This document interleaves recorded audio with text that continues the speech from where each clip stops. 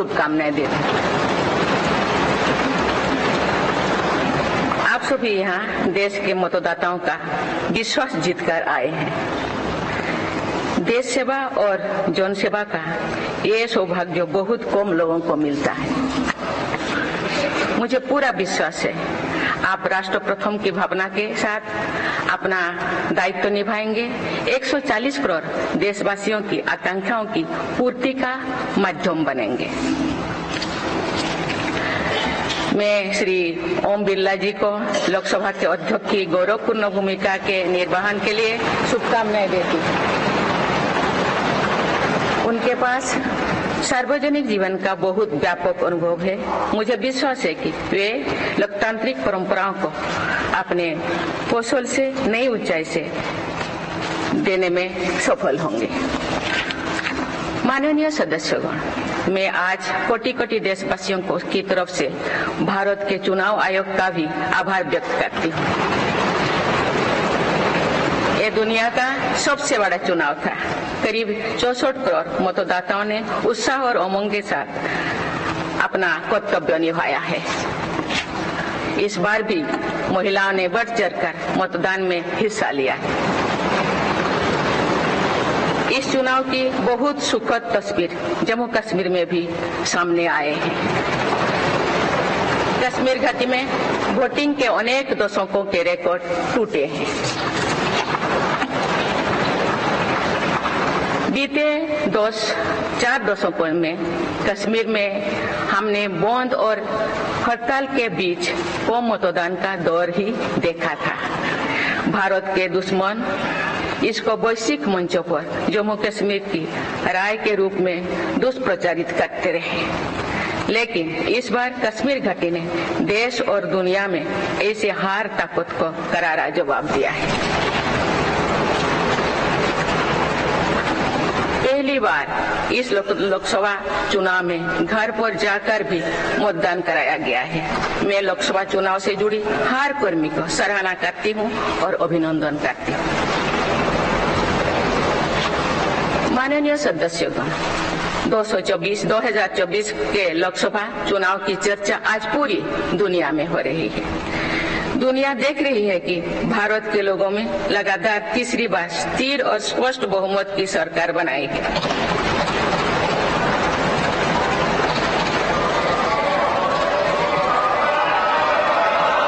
छह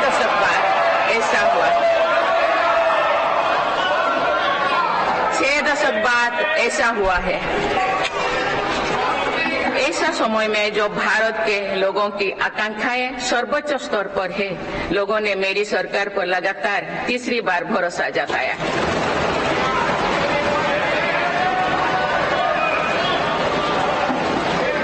भारत के लोगों को ये पूर्ण विश्वास है कि उनकी आकांक्षाएं सिर्फ मेरी सरकार ही पूरा कर सकती है।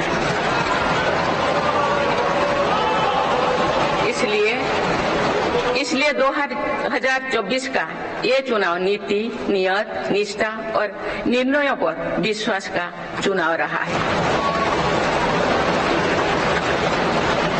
मजबूत और निर्णायक सरकार में विश्वास, सुशासन, स्थिरता और निरंतरता में विश्वास, ईमानदारी और कड़ी मेहनत में विश्वास, सुरक्षा और समृद्धि में विश्वास,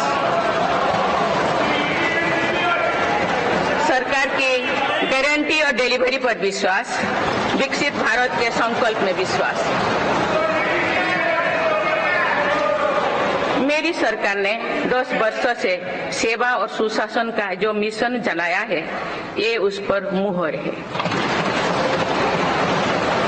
ये जनादेश है कि भारत की विकसित बनाने का काम बिना रुके चलता रहे और भारत अपने लक्ष्यों की प्राप्ति करते रहे।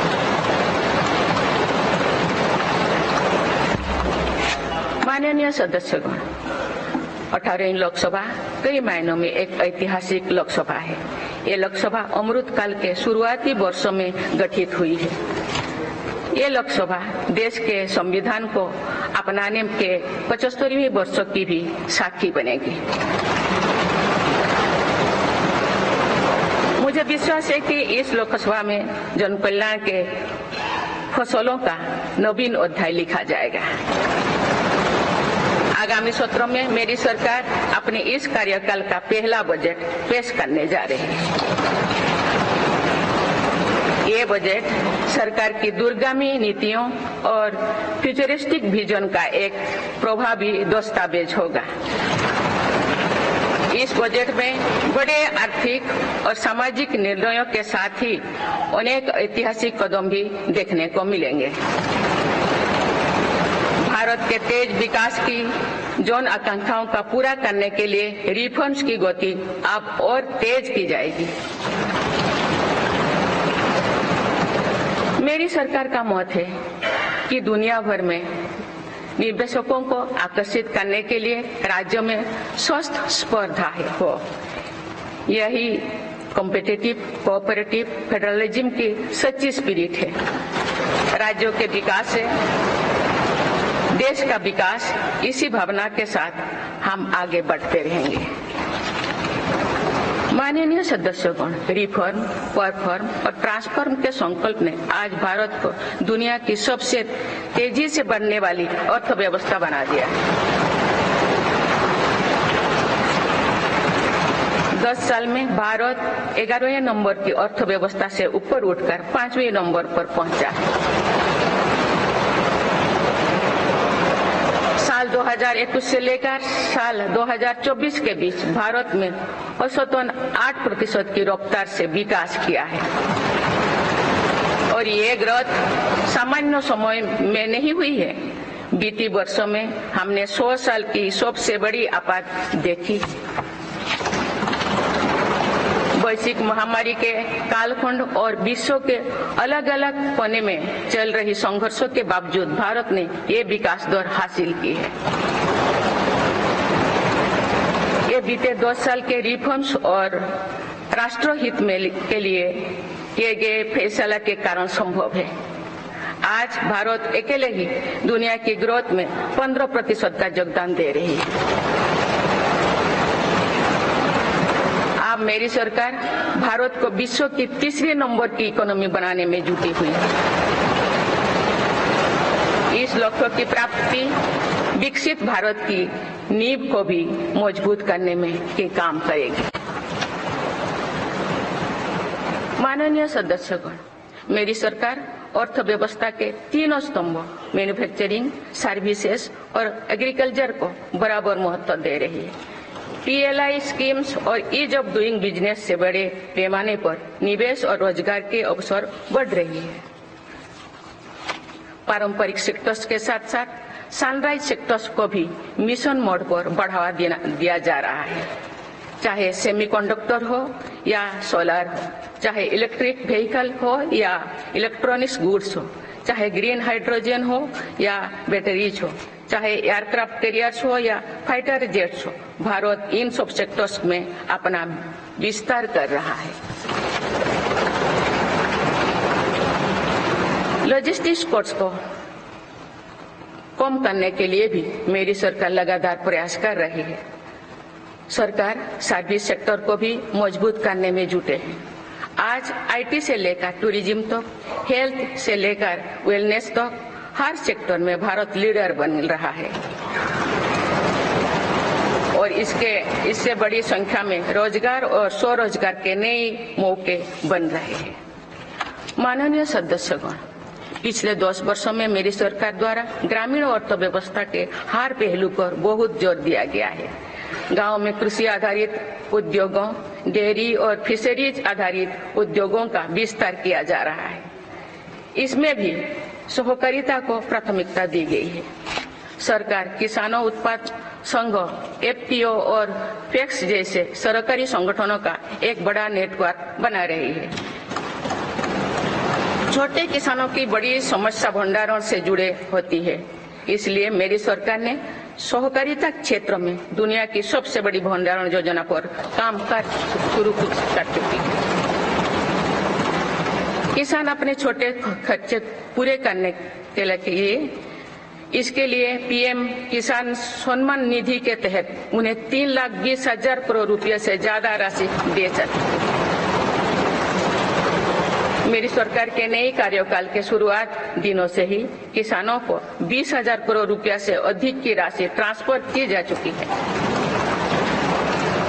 सरकार ने खरीफ फसलों के लिए एमएसपी में भी रिकॉर्ड वृद्धि की है। माननीय सदस्यगण, आज का भारत अपनी वर्तमान जरूरतों को ध्यान में रखते हुए अपनी कृषि व्यवस्था में बदलाव कर रहा है। हम ज्यादा से ज्यादा आत्मनिर्भर हो और ज्यादा से ज्यादा निर्यात से किसानों की आमदनी बढ़े, इस सोच के साथ नीतियां बनाई गई है, निर्णय लिए गए हैं।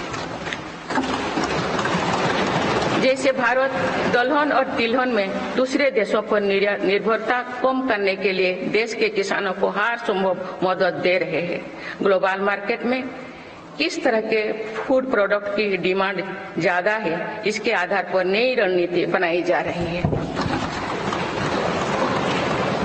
आजकल ऑर्गेनिक उत्पादों को लेकर दुनिया में डिमांड तेजी से बढ़ रही है। भारत के किसानों के पास इस डिमांड को पूरा करने के पूरा भरपूर क्षमता है। इसलिए सरकार प्राकृतिक खेती और इससे जुड़ी उत्पादों की सप्लाई चेन को सशक्त कर रही है। ऐसे प्रयासों से किसानों का खेती पर होने वाला खर्च भी कम होगा और उनकी आय भी और बढ़ेगी। माननीय सदस्यगण, आज का भारत दुनिया की चुनौतियां बढ़ाने के लिए नहीं बल्कि दुनिया को समाधान देने के लिए माना जाता है। विश्व बंधु के तौर पर भारत ने अनेक वैश्विक समस्याओं के समाधान को लेकर पहल की है। जलवायु परिवर्तन से लेकर खाद्य सुरक्षा तक, पोषण से लेकर सस्टेनेबल एग्रीकल्चर तक हम अनेक समाधान दे रही है। हमारे मोटे अनाज श्री अन्न की पहुंच सुपर फूड के तौर पर दुनिया के कोने कोने में हो, इसके लिए भी अभियान चल रहा है। भारत की पहल पर पूरी दुनिया ने वर्ष 2023 में इंटरनेशनल मिलेट्स ईयर मनाया है। आपने देखा है, हाल ही में पूरी दुनिया ने अंतर्राष्ट्रीय योग दिवस भी मनाया है। भारत की इस महान परंपरा की प्रतिष्ठा विश्व में लगातार बढ़ रही है। योग और आयुष को बढ़ावा देकर भारत एक स्वस्थ विश्व के निर्माण में मदद कर रही है। मेरी सरकार ने रिन्यूएबल एनर्जी क्षमता भी कई गुना बढ़ाई है। हम जलवायु से जुड़े लक्ष्यों को निर्धारित समय से पहले प्राप्त करने की दिशा दिखा रहा है। नेट जीरो के लिए आज भारत के प्रयास कई दूसरे देशों को प्रेरित कर रहे हैं। इंटरनेशनल सोलर अलायंस जैसे पहल पर आज रिकॉर्ड संख्या में दुनिया के देश हमारे साथ जुड़े हैं। माननीय सदस्यगण, आने वाला समय ग्रीन एरा यानी हरित युग का है। मेरी सरकार इसके लिए भी हर जरूरी कदम उठा रही है। हम हरित उद्योगों पर निवेश बढ़ा रहे हैं, जिससे ग्रीन जॉब्स भी बढ़े हैं। ग्रीन एनर्जी हो या फिर ग्रीन मोबिलिटी, हर मोर्चे पर हम बड़े लक्ष्यों के साथ काम कर रहे हैं। मेरी सरकार अपने शहरों को दुनिया के बेहतरीन लिविंग स्पेस बनाने के लिए भी प्रतिबद्ध है।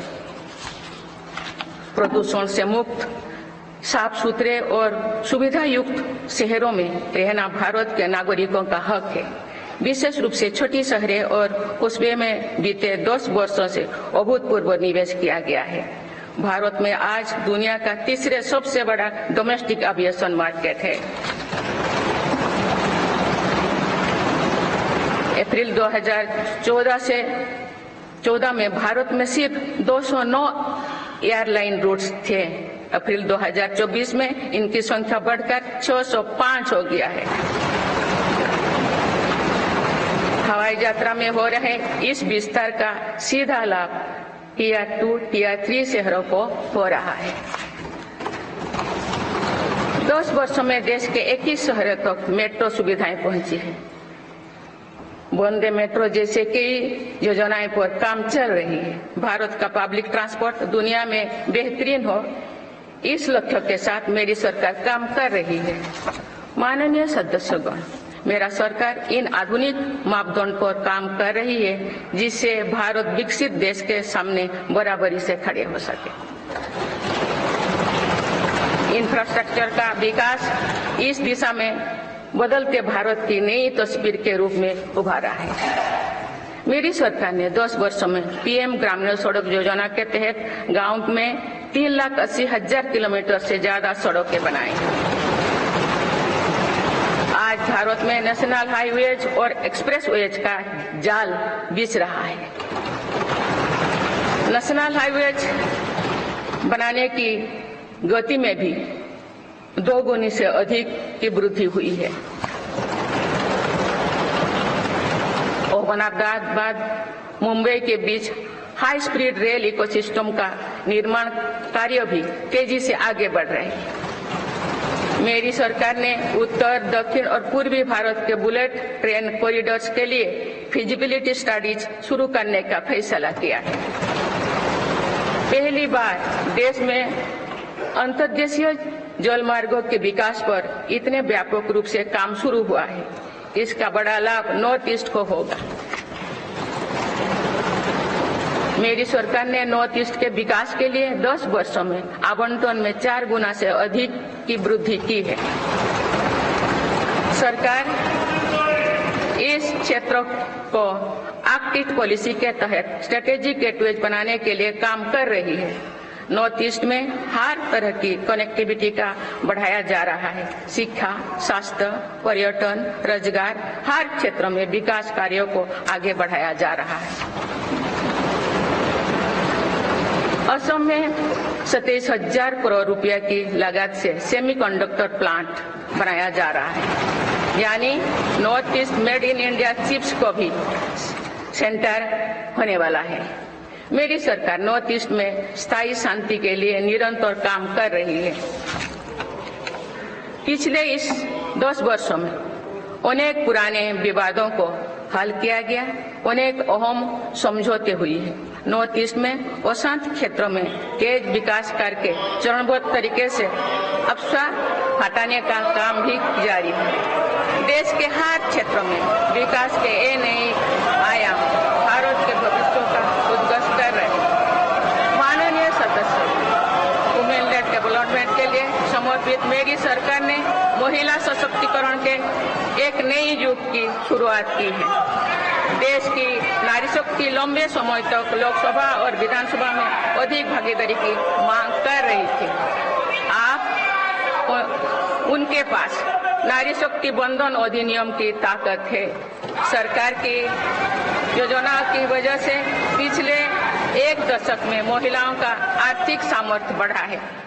आप जानते हैं कि बीते 10 वर्षों में बने 4 करोड़ पीएम आवास में से ज्यादातर महिलाओं के नाम ही आवंटित हुई है। आप तीसरी कार्यकाल के शुरुआत में ही सरकार ने 3 करोड़ नए घर बनाने की स्वीकृति दे दी है। इनमें से भी अधिकतर घर महिलाओं के नाम पर ही आवंटित होंगे। बीते 10 वर्षों में 10 करोड़ महिलाएं सेल्फ हेल्प ग्रुप्स से जुड़े हैं। मेरी सरकार ने 3 करोड़ महिलाओं को लखपति दीदी बनाने के लिए व्यापक अभियान चलाए। इसके लिए सेल्फ हेल्प ग्रुप्स को आर्थिक मदद भी बढ़ाई जा रही है। सरकार का प्रयास है कि महिलाओं का कौशल बढ़े, कमाई के साधन बढ़े और उनका सम्मान भी बढ़े। नमो ड्रोन दीदी योजना इस लक्ष्य की पूर्ति में सहायक बन रही है। इस योजना के तहत हजारों सेल्फ हेल्प ग्रुप्स की महिलाओं को ड्रोन दिए जा रहे हैं। ड्रोन पायलट बनने की ट्रेनिंग भी दी जा रही है। मेरी सरकार ने हाल ही में कृषि खेती सखी कार्यक्रम भी शुरू किया है। इसके तहत अभी तक सेल्फ हेल्प ग्रुप्स की 30,000 महिलाओं को कृषि सखी के रूप में प्रमाण पत्र दिए गए हैं।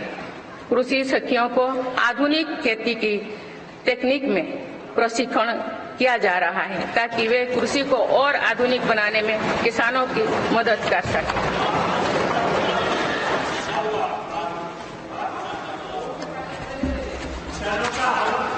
माननीय सदस्यगण, मेरी सरकार का ये भी प्रयास है कि महिलाएं अधिक से अधिक बचत कर सके। बैंक खातों में जमा राशि पर बेटियों को ज्यादा ब्याज देने वाला सुकन्या समृद्धि योजना की लोकप्रियता से हम परिचित हैं।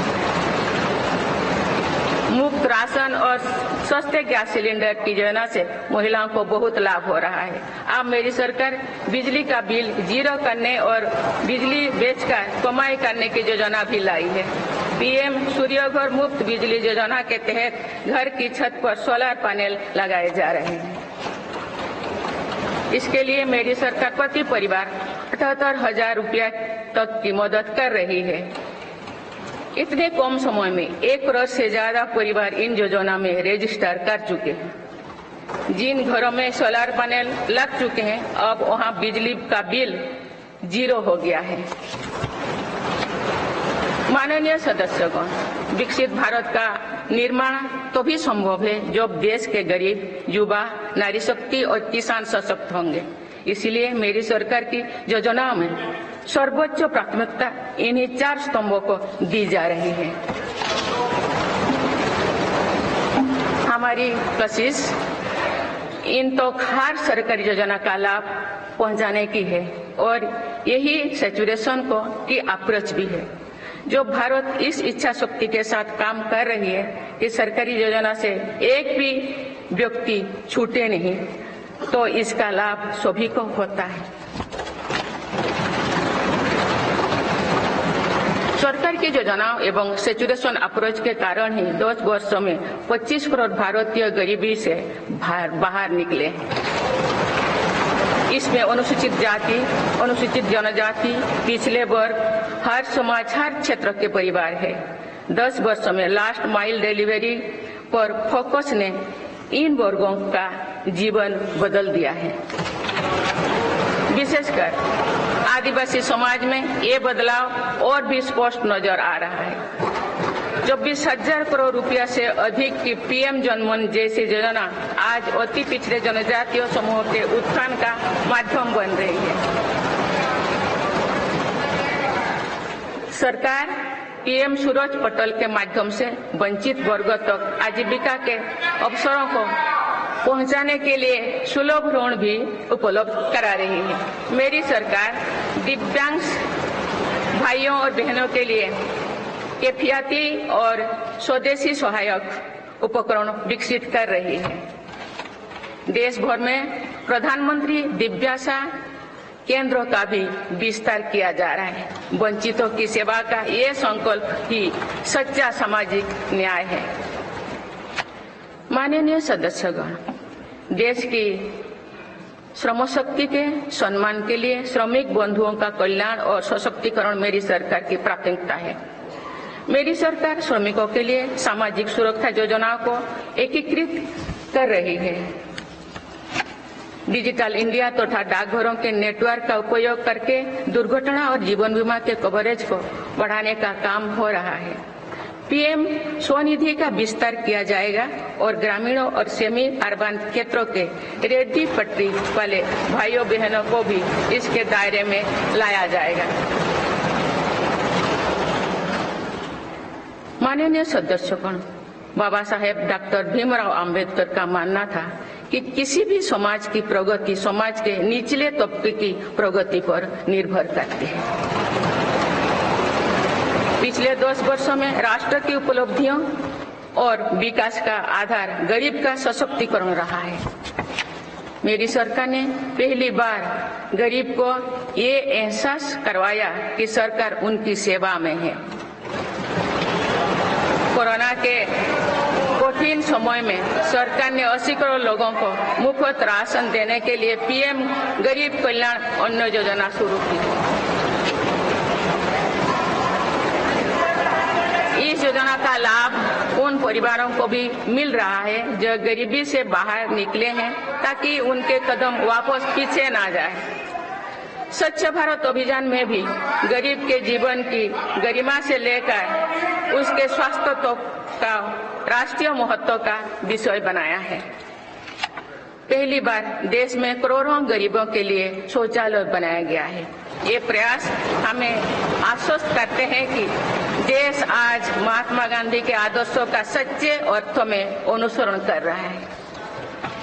मेरी सरकार 55 करोड़ लाभार्थियों को आयुष्मान भारत योजना के तहत मुफ्त स्वास्थ्य सेवाएं भी उपलब्ध करवाए हैं। देश में 25,000 जन औषधि केंद्रों को खोलने का काम भी तेजी से चल रहा है। आप इस क्षेत्र में सरकार एक और निर्णय लेने जा रही है। आप आयुष्मान भारत योजना के तहत मुफ्त इलाज का लाभ 70 वर्षों से अधिक उम्र के सभी बुजुर्गों को भी मिलेगा।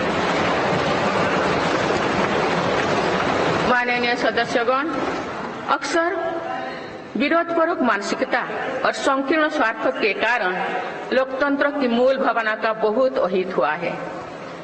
इसका प्रभाव संसदीय प्रणाली पर भी पड़ता है और देश की विकास यात्रा पर भी पड़ता है। देश में कई दशकों तक अस्थिर सरकार के दौर में कई सरकारें चाहते हुए भी न रिफॉर्म कर पाई और न ही आवश्यक निर्णय ले पाए।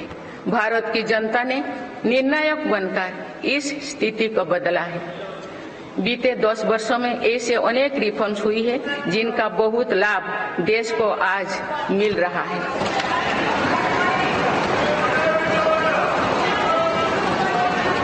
जब ये रिफॉर्म्स किए जा रहे थे तो भी इनका विरोध किया गया था। नकारात्मकता फैसले की कोशिश की गई थी, लेकिन ये सारे रिफॉर्म्स समय की कसौटी पर खरे साबित हुए हैं। 2 साल पहले भारत के बैंकिंग सेक्टर को डूबने से बचाने के लिए सरकार ने बैंकिंग रिफॉर्म्स किए, आईबीसी जैसे कानून बनाए। आज इन्हीं रिफॉर्म्स ने भारत के बैंकिंग सेक्टर को दुनिया के सबसे मजबूत बैंकिंग सेक्टर में से एक बना लिया। हमारे सार्वजनिक क्षेत्रों के बैंक आज मजबूत और लाभदायक है। सार्वजनिक क्षेत्रों के बैंकों के लाभ 2023-24 में 1.4 लाख करोड़ रुपए को पार कर गया, जो पिछले वर्षों की तुलना में 35% अधिक है।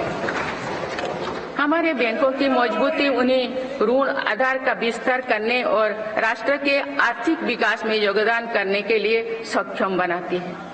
सरकारी बैंकों का एनपीए भी लगातार कम हो रहे हैं। आज एसबीआई रिकॉर्ड मुनाफे पर है। आज एलआईसी पहले से कहीं अधिक मजबूत है। आज एचएएल भी देश की डिफेंस इंडस्ट्री को ताकत दे रही है। आज जीएसटी भारत की इकोनॉमी को फॉर्मलाइज करने का, व्यापार कारोबार को आसान बनाने का माध्यम बना रहे हैं।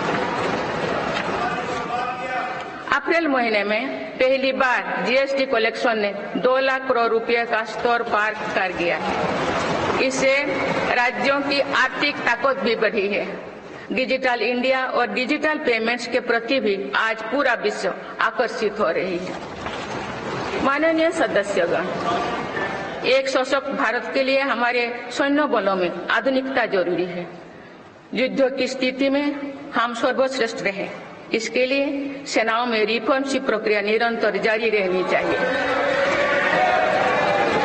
इसी सोच के साथ मेरी सरकार ने बीते 10 वर्षों में डिफेंस सेक्टर में अनेक रिफॉर्म्स किए हैं। जीडीएस जैसे रिफॉर्म्स ने हमारी सेनाओं को नई मजबूती दी है। मेरी सरकार ने डिफेंस सेक्टर को आत्मनिर्भर बनाने के कई महत्वपूर्ण कदम उठाए।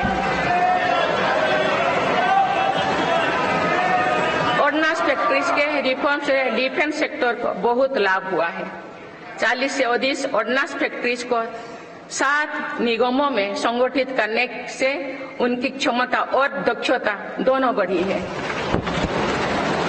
ऐसे ही रिफॉर्म्स के कारण भारत आज 1 लाख करोड़ रुपए से अधिक की डिफेंस मैन्युफैक्चरिंग कर रहा है। पिछले एक दशक में हमारे डिफेंस एक्सपोर्ट 18 गुना अधिक होकर 21,000 करोड़ रुपया तक पहुंच चुका है। फिलीपींस के साथ ब्रह्मास मिसाइल का रक्षा सौदा डिफेंस एक्सपोर्ट के क्षेत्र में भारत की पहचान मजबूत कर रहा है। सरकार ने युवाओं और उनके स्टार्टअप्स को बढ़ावा देकर आत्मनिर्भर डिफेंस सेक्टर की मजबूत नींव तैयार की है। मेरी सरकार उत्तर प्रदेश और तमिलनाडु में 2 डिफेंस कॉरिडोर्स भी विकसित कर रही है। हम सभी के लिए एक खुशी की बात है कि पिछले वर्ष हमारी सैन्य जरूरतों की लगभग 70% खरीद भारतीय उद्योगों से ही की गई है। हमारी सेनाओं ने 500 से अधिक सैन्य साजो सामान को विदेशों में नहीं मंगाना तय किया है। ये सभी हथियार और उपकरण अब सिर्फ भारतीय कंपनियों से ही खरीद की जाएगी। मेरी सरकार ने सैनिकों के हितों को भी हमेशा प्राथमिकता दी है। तभी 4 दशक के बाद वन रैंक वन पेंशन को लागू किया गया है। इसके तहत अब तक 1,20,000 करोड़ रुपया दिए जा चुके हैं। शहीद सैनिकों के सम्मान के लिए सरकार ने कर्तव्य पथ के एक छोर पर नेशनल वॉर मेमोरियल की स्थापना भी की है। ये प्रयास केवल वीर जवानों के प्रति कृतज्ञ राष्ट्र का नमन ही नहीं है, बल्कि राष्ट्र प्रथम की अनवरत प्रेरणा का स्रोत भी है। माननीय सदस्यगण, मेरी सरकार देश के हर युवा को बड़े सपने देखने और उन्हें साकार करने के लिए जरूरी माहौल बनाने में जुटी है। बीते 10 वर्षों में ऐसे हर अवरोध को हटाया गया है जिसके कारण युवाओं को परेशानी थी। पहले अपने ही प्रमाण पत्रों को अटेस्ट करने के लिए युवाओं को भटकना पड़ता था। अब युवा सेल्फ अटेस्टेड करने का काम कर रहे हैं। केंद्र सरकार की ग्रुप सी, ग्रुप डी में इंजीनियरिंग की पढ़ाई का विकल्प भी मिला। विगत 10 वर्ष में देश में 7 नई IIT, 16 ट्रिपल IT, 7 IIM, 15 नए एम्स, 315 मेडिकल कॉलेज और 390 विश्वविद्यालय स्थापित किया गया है। मेरी सरकार इन संस्थानों को और मजबूत बनाकर आवश्यक इनकी संस्था को भी बढ़ाएंगे। सरकार एक डिजिटल विश्वविद्यालय बनाने की दिशा में भी काम कर रही है। अटल टिंकरिंग लैब्स, स्टार्टअप इंडिया और स्टैंडअप इंडिया जैसे अभियान हमारे युवाओं का सामर्थ्य बढ़ा रहे हैं। इन्हीं प्रयासों से आज भारत दुनिया का तीसरा सबसे बड़ा स्टार्टअप इकोसिस्टम बन चुका है। माननीय सदस्यगण, सरकार का ये निरंतर प्रयास है कि देश के युवाओं को अपनी प्रतिभा दिखाने का उचित अवसर मिले।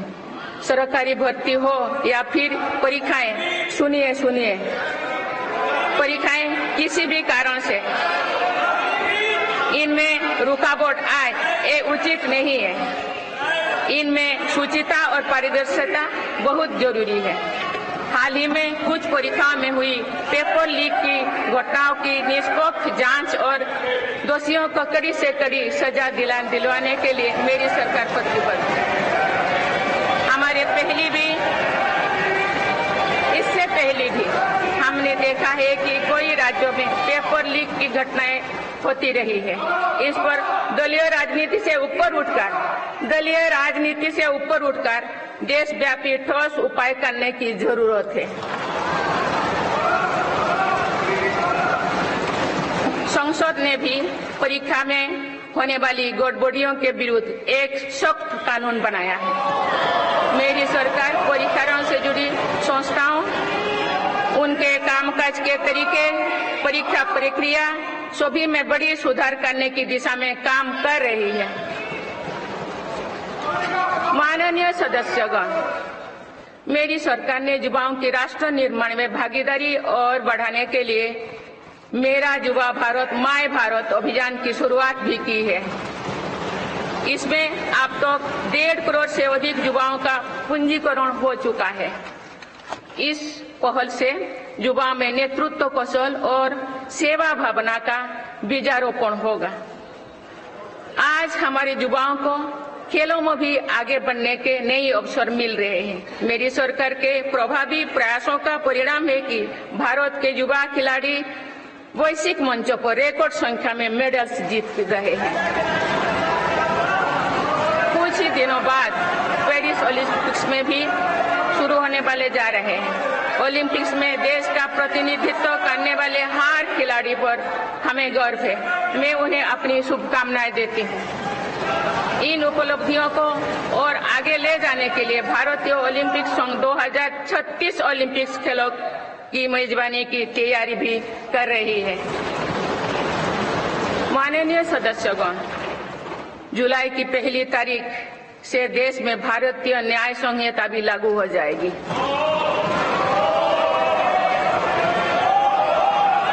अंग्रेजी राज में गुलामों को दौड़ देने की मानसिकता थी। दुर्भाग्य से आजादी के अनेक दशकों तक गुलामी के दौर की यही दंड व्यवस्था चलती रही। इसे बदलने की चर्चा अनेक दशकों से की जा रही थी, लेकिन ये साहस भी मेरी सरकार ने ही करके दिखाए हैं। अब दंड के जगह न्याय को प्राथमिकता होगी, जो हमारे संविधान की भी भावना है। इन नई कानूनों से न्याय प्रक्रिया में तेजी आएगी। आज जो विदेश अलग अलग क्षेत्रों में गुलामी की मानसिकता से मुक्त पा रहे हैं, तो ये उस दिशा में बहुत बड़ा कदम है और ये हमारे स्वतंत्रता सेनानियों की सच्ची श्रद्धांजलि भी है।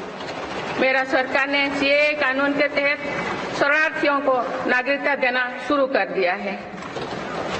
इससे बंटवारे से पीड़ित अनेक परिवारों के लिए सम्मान का जीवन जीना तय हुआ है। जिन परिवारों को सीएए के तहत नागरिकता मिली है, मैं उनके बेहतर भविष्य की कामना करती हूँ।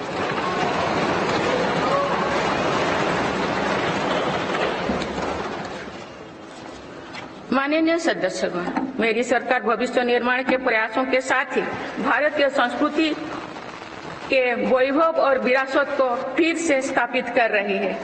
हाल में नालंदा यूनिवर्सिटी के भव्य कैंपस के रूप में इसमें एक नया अध्याय जुड़ा है। नालंदा सिर्फ एक यूनिवर्सिटी मात्र नहीं थी, बल्कि वे वैश्विक ज्ञान केंद्र के रूप में भारत के गौरवशाली अतीत का प्रमाण थी।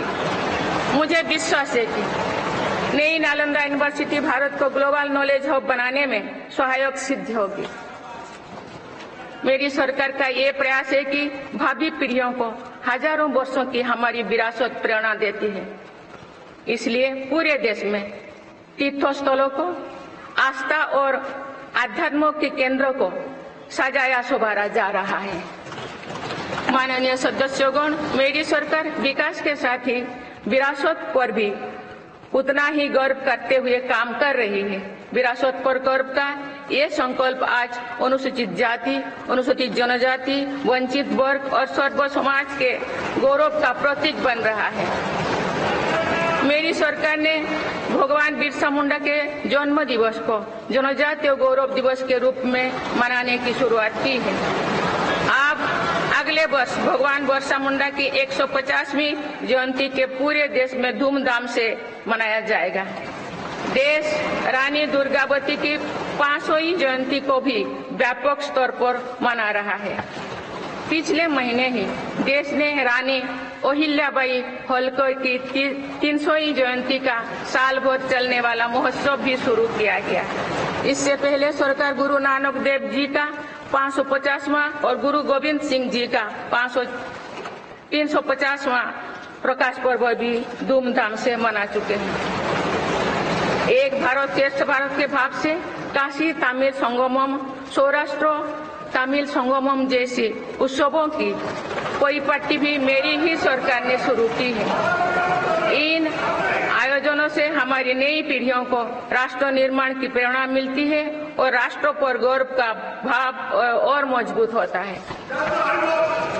माननीय सदस्यगण, हमारी सफलताएं हमारी साझी धरोहर है, इसीलिए उन्हें अपनाने में संकोच नहीं, स्वाभिमान होना चाहिए। आज अनेक सेक्टर्स में भारत बहुत अच्छा प्रदर्शन कर रहा है।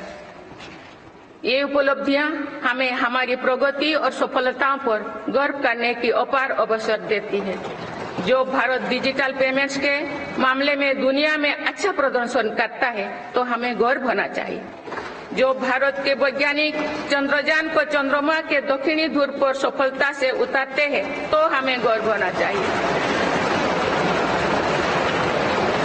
जो भारत दुनिया की सबसे तेज बढ़ती इकोनॉमी बनता है, तो हमें गर्व होना चाहिए। जो भारत इतना बड़ा चुनाव अभियान बिना बड़ी हिंसा और अराजकता से पूरा कराए तो भी हमें गौरव होना चाहिए। आज पूरा विश्व हमें मदर ऑफ डेमोक्रेसी के रूप में सम्मान देता है। भारत के लोगों ने हमेशा लोकतंत्र के प्रति अपना पूर्ण विश्वास प्रकट किया है। चुनाव से जुड़े संस्थाओं पर पूरा भरोसा जताया है।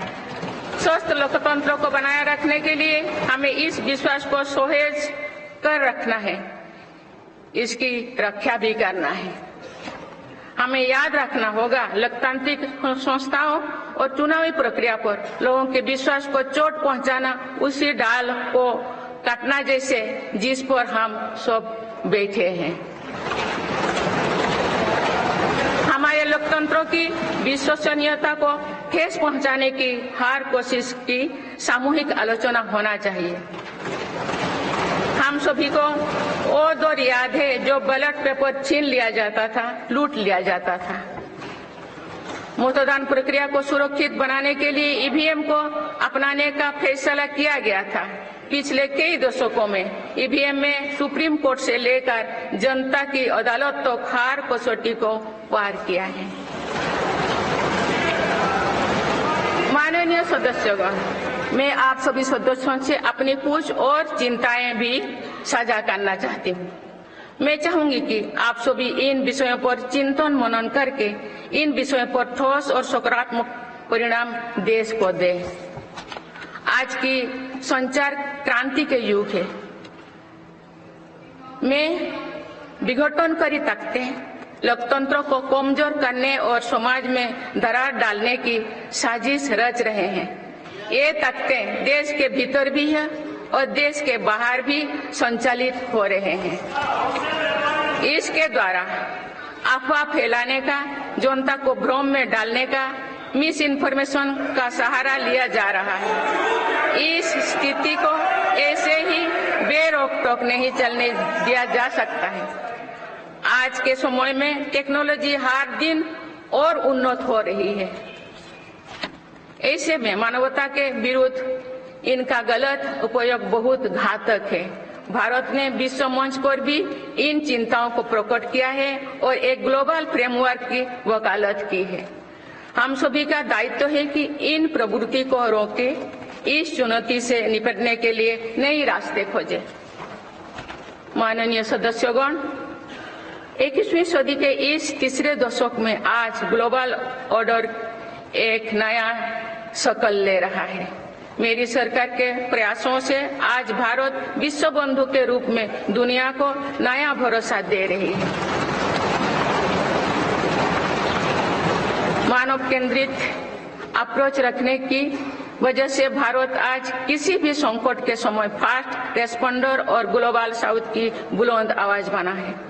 कोरोना का महासंकट हो, भूकंप जैसी कोई त्रासदी हो या फिर युद्धों की स्थितियां, भारत मानवता को बचाने में आगे रहा है। भारत को देखने का विश्व का नजरिया कैसे बदला है, ये इटली में हुई G7 समिट में भी हम सभी ने अनुभव किया है। भारत ने अपनी G20 अध्यक्षता के दौरान भी विश्व को अनेक मुद्दों पर एकजुट किया है। भारत की अध्यक्षता के दौरान ही अफ्रीकन यूनियन को G20 का स्थायी सदस्य बनाया गया है। इससे अफ्रीका महाद्वीप के साथ साथ पूरे ग्लोबल साउथ का भरोसा मजबूत हुआ है। नेबरहुड फास्ट पॉलिसी में चलते हुए भारत ने पड़ोसी देशों के साथ अपने रिश्तों को मजबूत किया है। 7 पड़ोसी देशों के नेताओं का 9 जून को केंद्रीय मंत्रिपरिषद के शपथ ग्रहण समारोह में भाग लेना मेरी सरकार की इस प्राथमिकता दर्शाते हैं। भारत सबका साथ सबका विकास की भावना के साथ इंडो पैसिफिक क्षेत्रों के देश के साथ भी सहयोग बढ़ा रही है। पूर्वी एशिया हो या फिर मिडिल ईस्ट और यूरोप, मेरी सरकार कनेक्टिविटी पर बहुल बल दे रही है। भारत के विजन ने ही India Middle East Europe economic corridor को आकार देना शुरू किया है। ये कॉरिडोर 21वीं सदी के सबसे बड़ी गेम चेंजर में से में एक सिद्ध होगा। माननीय सदस्यगण, आने वाला कुछ महीने में भारत एक गणतंत्र के रूप में 75 वर्ष पूरी करने जा रहे हैं। भारत का संविधान बीते दशकों में हर कसौटी पर खरा उतरा है। जब संविधान बन रहा था तो भी दुनिया में ऐसे ताकतें थे जो भारत के असफल होने की कामना कर रही थी। देश में संविधान लागू होने के बाद भी संविधान पर अनेक बार हमले हुए हैं। आज 27 जून है। 25 जून 1975 को लागू हुआ आपातकाल संविधान पर सीधे हमले का सबसे बड़ा और काला अध्याय था।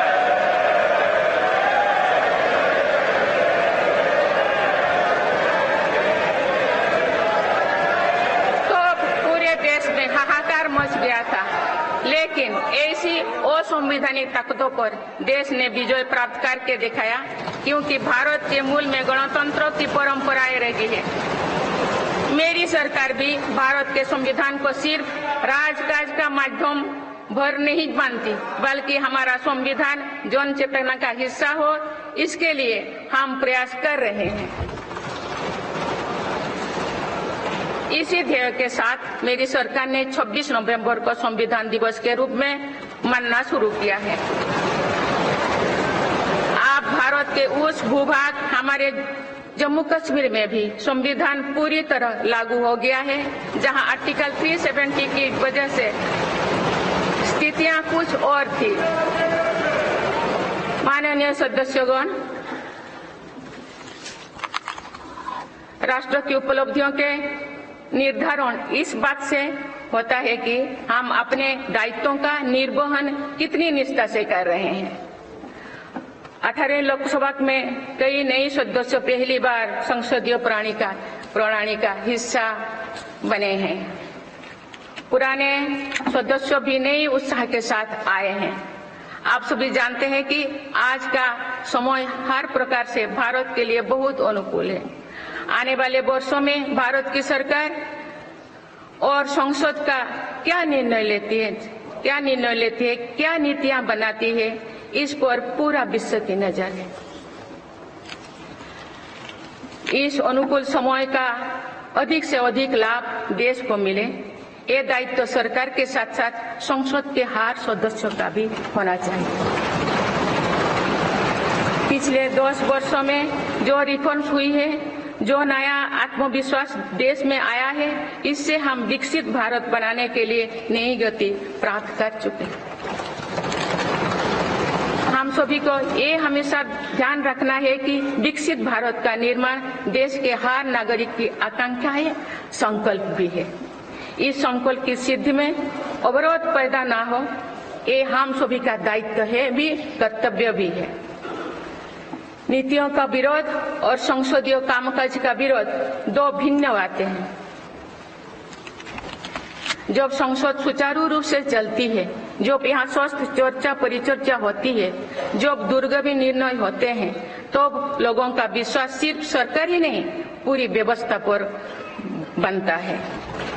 इसीलिए मुझे भरोसा है कि संसद के पल पल का सदुपयोग होगा, जनहित को प्राथमिकता मिलेगा। माननीय सदस्यगण, हमारे वेदों में हमारे ऋषियों ने हमें कुछ नीति वाणी दिए हैं, जैसे कि समान मंत्र हो समिति ही समानी की प्रेरणा दी है। अर्थात हम एक समान विचार और लक्ष्य लेकर एक साथ काम करें, यही इस संसद की मूल भावना है। इसलिए जब भारत तीसरी नंबर की इकोनॉमी बनेगा, तो देश की इस सफलता में आपकी भी सहभागिता होगी।